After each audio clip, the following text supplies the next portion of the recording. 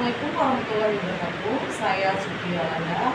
Di sini saya akan menjelaskan salah satu materi dari mata kuliah yaitu tentang manajemen organisasi. Adapun judul yang akan saya jelaskan pada hari ini yaitu berjudul tentang kepemimpinan. Kepemimpinan itu dapat kita artikan sebagai perilaku dari seseorang individu yang memimpin aktivitas suatu kelompok untuk suatu tujuan yang ingin dicapai secara bersama.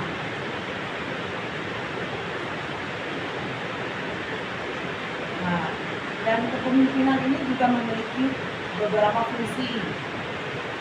Nah, fungsi dari kepemimpinan ini dapat kita lihat di sini yaitu fungsi yang terkait dengan tugas atau pekerjaan, fungsi terkait dengan hubungan sosial atau kepemilihan kelompok, dan ada pun fungsi yang lain yaitu seperti kepemimpinan sebagai panutan arah yang efektif, kepemimpinan sebagai wakil dan juru bicara organisasi dalam hubungan dengan pihak di luar organisasi, kepemimpinan sebagai komunikator yang efektif, pimpinan sebagai mediator, pimpinan selaku intrigator atau pemersatu, pemimpin sebagai moderator atau pimpinan diskusi.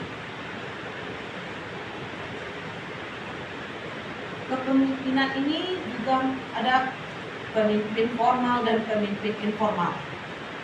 Pemimpin formal yaitu seseorang yang tunjuk sebagai pemimpin atas dasar keputusan dan pengangkatan resmi untuk mengaku jabatan dalam suatu struktur organisasi dengan segala hak dan kewajiban yang melekat berkaitan dengan posisi itu.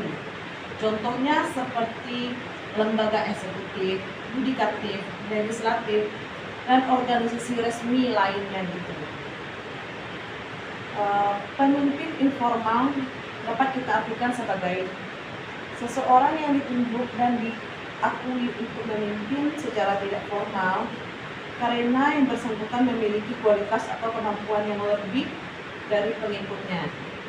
Nah, di situ kita dapat mencontohkannya lagi yaitu seperti pemangku adat di daerah kita, tokoh masyarakat, ulama, cendekiawan gitu ya.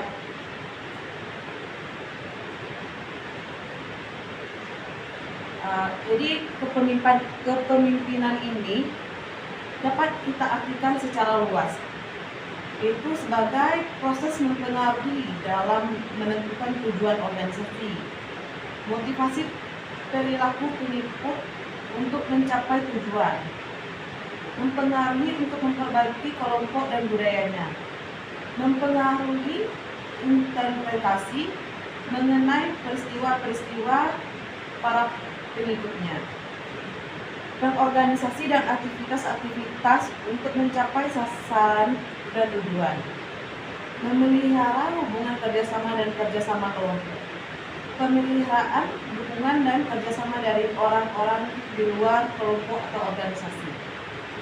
Itu adalah kepemimpinan secara luas meliputi itu. Adapun beberapa alasan seperti mengapa dibutuhkan seorang pemimpin, kenapa dibutuhkan seorang pemimpin seperti itu ya. Jadi kita ini membutuhkan seorang pemimpin, apa alasannya seperti itu. Jadi di sini saya menjelaskan alasan dibutuhkannya seorang pemimpin, yaitu karena banyak orang-orang yang membutuhkan figur yang memimpin sebagai seorang yang akan diikuti dalam memberi situasi, diperlukan seseorang yang bisa mewakili kelompok tersebut sebagai tempat pengambilan risiko bila terjadi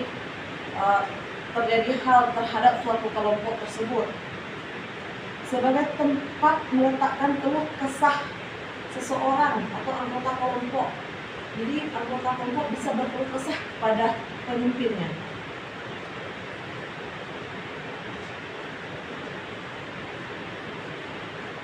Baiklah, itulah yang dapat saya sampaikan tentang materi kepemimpinan.